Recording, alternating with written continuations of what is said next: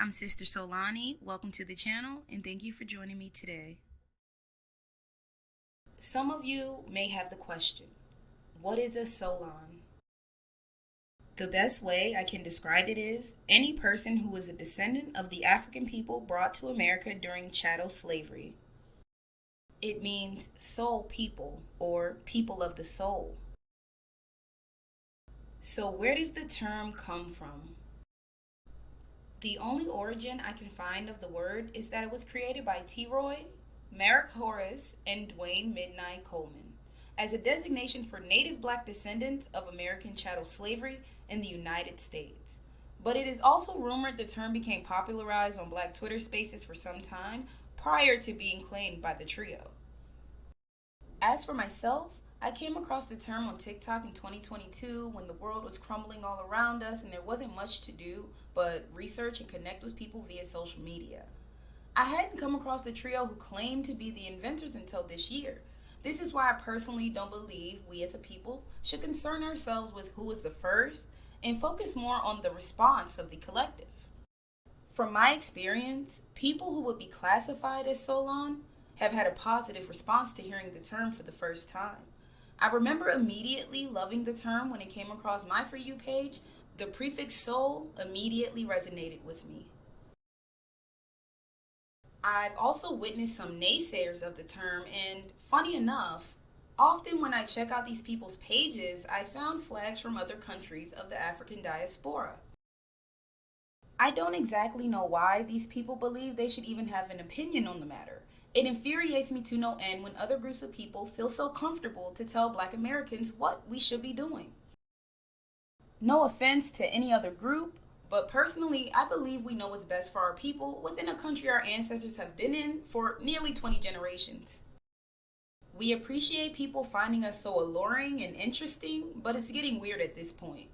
I can't help but wonder if these other groups of people find it easier to focus on us than on themselves because Black Americans actually respond with action. And these people know, no matter how much they try, their own people are unlikely to do anything to affect change. I don't say this to be cruel, just an observation I've made.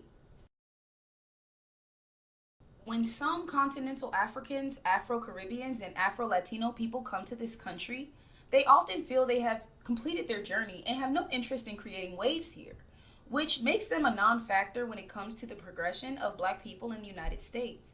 I don't intend any disrespect in saying this, just something to know, and we as a collective will have to move accordingly. Black Americans, on the other hand, have a long, rich history of political activism and community organizing. It's basically died into the very fabric of Black American culture. We believe in revering the ancestors by learning their legacy, the legacy of activism and community work that created progress for their descendants. And once we learn, it then becomes our job as the current generation to continue that legacy for our future descendants. We believe freedom from oppression is a God-given right to all humanity. So when we fight for ourselves, it's never just for us. We invite others to benefit from the work we have done on American soil to make it a freer country for all. An interesting historical article posted on facingsouth.org, as written by Rebecca Barber, gives some insight into how the efforts of Black American activism in the United States benefited other groups of people as well. When 4 African American college students from North Carolina's A&T University sat down at a segregated Woolworth's lunch counter in Greensboro 57 years ago this week, they ignited a movement that brought down Jim Crow and led to the passage of the Civil Rights Act of 1964 and Voting Rights Act of 1965. As the Civil Rights Movement gained momentum in the 1960s, it made the idea of America as a white nation increasingly unacceptable. Just a few months after passing the Voting Rights Act, Congress passed the Immigration and Nationality Act of 1965, abolishing the race-based immigration quota system and replacing it with a system that prioritized refugees, people with special skills, and those with family members living in the United States. It also forbade discrimination in the issuance of immigrant visas on the basis of race, sex, nationality, place of birth, or place of residence. African Americans wanted to create a hub for people of African descent to have safety and human rights, in the hope we'd continue the global fight for liberation of all those of African descent.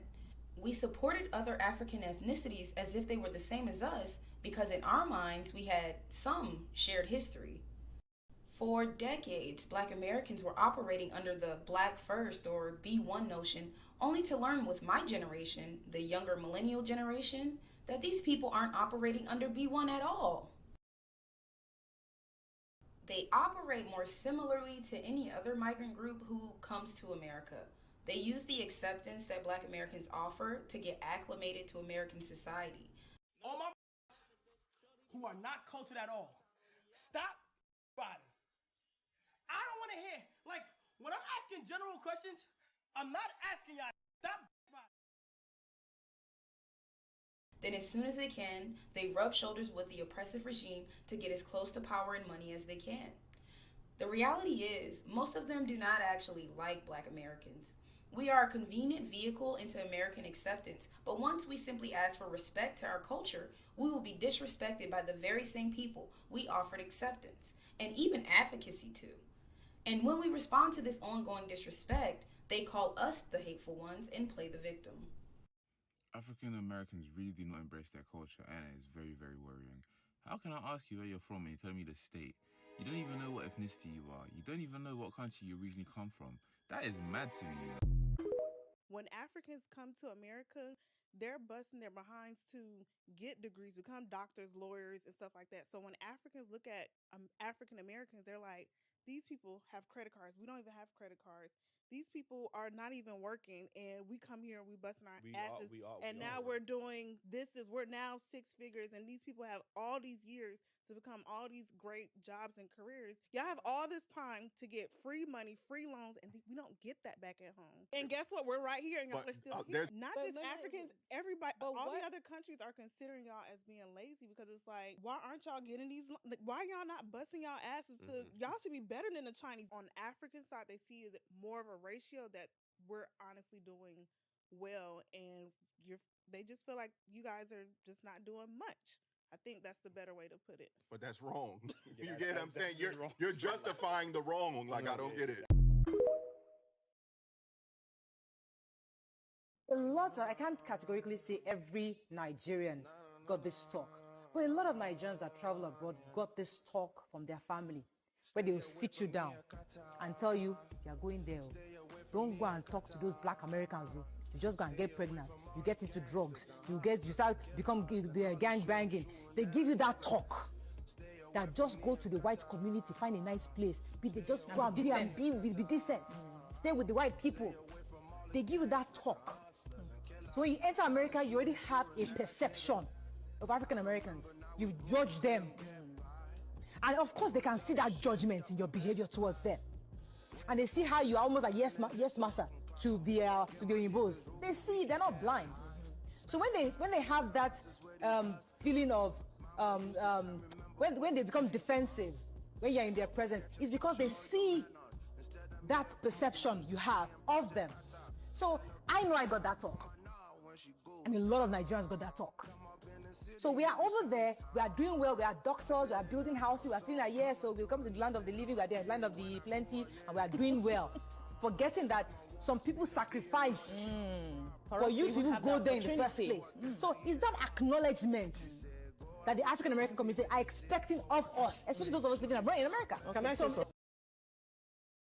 African, Nigerian, but I was born in Nebraska, Lincoln, Nebraska. My father went to school there. I have video on my Instagram. Comedian Godfrey, by the way. But it's the truth. Because if you ever remember the movie Sugar Hill. Yep. And there's a scene where they're doing the thing with the drug dealer, and the guy said, we can't work with Akata. We can't work with Akata. That's a word that they were calling the American blacks, Akata, the Nigerians. Akata is a word that they use for American blacks. And Wesley Snipes was like, yo, what is this Akata shit you keep calling us? And the guy goes, we don't want to work with cotton pickers. And then Wesley beats the shit out of them. But it's the truth. So African Americans and Africans have always had friction, you understand? I'd also say my generation was the first to be raised in a world that has had more access to information than ever.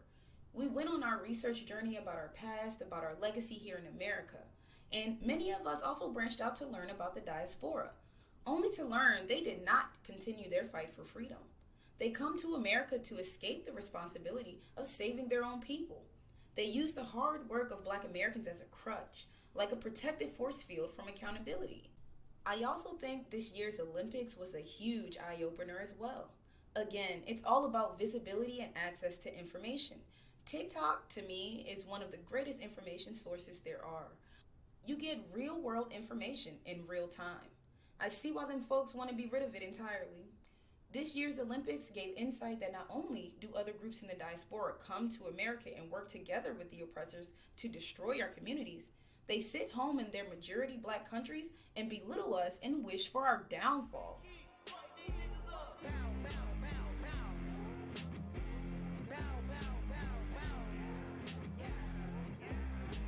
Let's go, the final of the women's 4x100 meter relay. The USA can see Jamaica early in this race. The first two passes have been made. Jamaica and the US down the back stretch. Look at Shelly Ann Fraser-Price go. But it's a good run from TT Terry. She has held her own, but now the Jamaicans have taken the lead. It's up to Gabby Thomas to close the gap. Gabby Thomas up against Shashalee Forbes. Thomas gets the lead, gives it to Sha'Carri Richardson. Here comes Sharika Jackson. It's Sha'Carri and Sharika. The USA in front. Nobody's catching Sha'Carri Richardson. It's gold for the United States.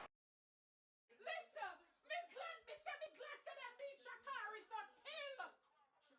Me say me glad you fuck her. Me say me never see nothing nice. Me say them beat she too show off.